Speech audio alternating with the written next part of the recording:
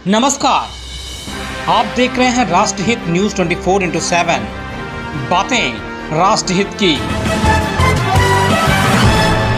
कानपुर पालिका स्टेडियम पहुंचे deputy CM Brajesh Pathak. Deputy CM ने पालिका स्टेडियम का किया निरीक्षण, साथ ही भाजपा विधायक सुरेंद्र मैथानी के साथ बैडमिंटन भी खेला व बास्केटबॉल भी खेला। मीडिया से बात करते हुए उन्होंने बताया कि पालिका स्टेडियम की सुविधाएं अच्छी है और इसको और अच्छा बनाने की कोशिश की जाएगी। Bureau report, Kanpur.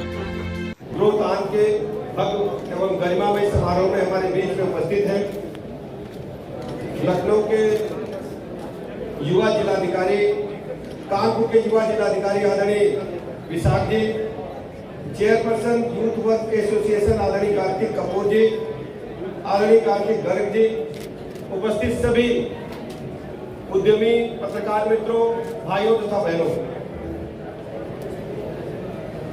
इस कार्यक्रम में आने की जब हमें सूचना मिली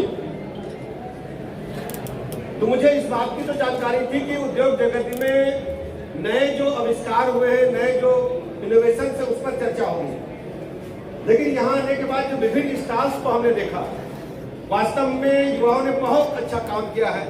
मैं बहुत बहुत शुभकामनाएं देता हूं और एसोसिएशन को बधाइयां देता हूं कि कानपुर के लिए युवाओं को आगे बढ़ाने के लिए अच्छा प्लेटफॉर्म आपको बनाने का काम किया।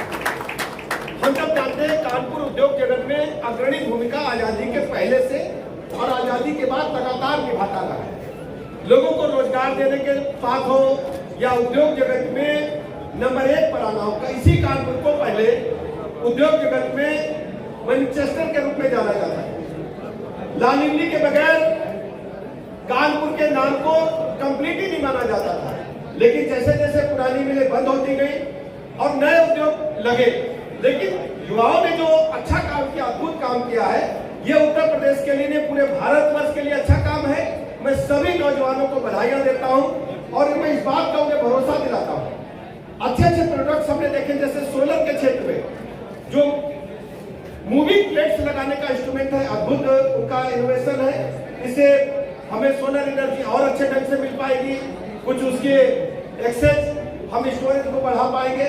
इसके अलावा एग्रीकल्चर के क्षेत्र में, और सबसे बड़ी बात थी, रॉकेट का इंजन बना करके यहाँ के विद्यार्थियों ने जिस ढंग से इनोवेशन के क्षेत्र में अद्भुत काम किया है, तो कानपुर में ये इस बात को सिद्ध करने का पूरी तरह से इस बात का काम किया गया है कि कानपुर बुद्धि के मामले में, मेधा के मामले में, उद्योग के मामले में किसी से पीछे नहीं है। मैं कानपुर वासियों को, कानपुर के नौजवानों को बहुत बहुत बधाई देता हूँ। और काम यहाँ पर किया है, बड़ी एग्जीबिशन लगाई है। मैं बहुत बहुत बधाइयाँ देता हूँ कार्तिक जी को, उनकी पूरी टीम को, कि कानपुर जिस ढंग से उद्योग जगत में पूरे देश में जाना जाता था और उसको आगे बढ़ाने का काम कानपुर के युवा कर रहे हैं। मैं बहुत बहुत बधाइयाँ देता हूँ, शुभकामनाएं देता हूँ और भरोसा दिलाता हूँ इनको आगे बढ़ाने में जो भी आवश्यकता होगी हमारी सरकार पूरी तरह इनके साथ खड़ी है। Sir, one nation one election पर क्या कहेंगे? जिस तरीके से नोटिफिकेशन, देखिए, ये आवश्यकता थी। माननीय प्रधानमंत्री जी ने समय समय पर इसके लिए पूरे देश में चर्चाएँ भी चलाई हैं, कई बार डिबेट्स भी हुए हैं और हर जगह जाकर के हम लोगों ने बात भी किया है।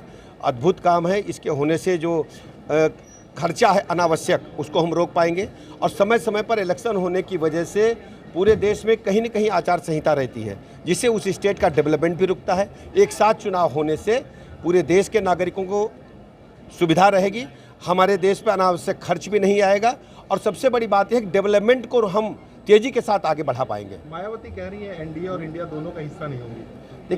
देखिए इस विषय में वो उनका अपना स्टैंड है। भारतीय जनता पार्टी गरीब कल्याण योजनाओं को लेकर के जन जन में भरोसा जीत चुकी है। माननीय मोदी जी दुनिया के सर्वाधिक लोकप्रिय नेता बन चुके हैं।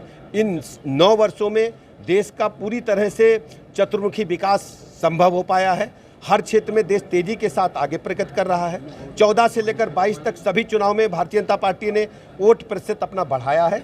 इन चुनाव में भी 24 में जो चुनाव होगा लोकसभा का, भारतीय जनता पार्टी प्रचंड बहुमत से तीसरी बार माननीय मोदी जी के नेतृत्व में सरकार बनाएगी। अखिलेश यादव ने सर आरोप लगाया है कि कल जब आपकी फ्लीट निकल रही थी, वो मेरा वीडियो नहीं है, वो गलत है। अखिलेश यादव वो गलत है। दरअसल वो फ्रस्ट्रेशन में है समाजवादी पार्टी। उनको जनता का भरोसा नहीं है, जनता उनके साथ नहीं है। घोसी के उपचुनाव में बुरी तरह से समाजवादी पार्टी हार रही है और ये फ्रस्ट्रेशन समय समय पर सोशल मीडिया पर वो अपना प्रदर्शित करते रहते हैं। भारतीय जनता पार्टी गरीबों की पार्टी है। हम आम जनता को, गरीबों को साथ लेकर के घोसी चुनाव मैदान में है और घोसी में आम जनता का, गरीब जनता का आशीर्वाद भारतीय जनता पार्टी के प्रत्याशी दारा सिंह चौहान जी को है। और वहाँ वोटों का समीकरण भी यही है कि भाजपा एक तरफा चुनाव जीत रही है। भारत आज सूर्य पे ये भाई बहुत बहुत बधाइयाँ हमारे सभी वैज्ञानिकों को, आभार माननीय प्रधानमंत्री जी का आभार। भारत ने अद्भुत सफलता हासिल की है अंतरिक्ष विज्ञान के क्षेत्र में। दुनिया नज़ारा देख रही है, दुनिया सैल्यूट कर रही भारत माता को। Thank you.